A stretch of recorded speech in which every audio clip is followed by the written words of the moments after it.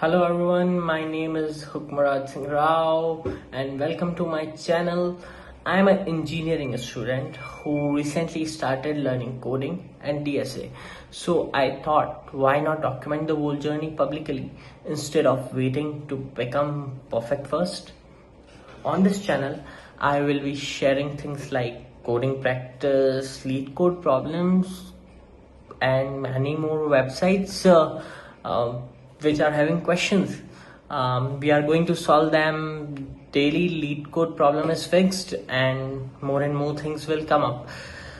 So mainly we will discuss on like coding practice, internships, projects, placements, productivity things, and honestly just the real engineering student journey.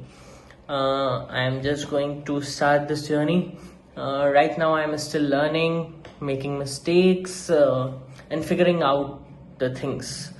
So if you are also trying to improve in coding or build your career, or you want to build your career, I think we will relate a lot. This is my first video, first step, and hopefully the beginning of something big. So yeah, subscribe if you want to grow together, and let's start this journey.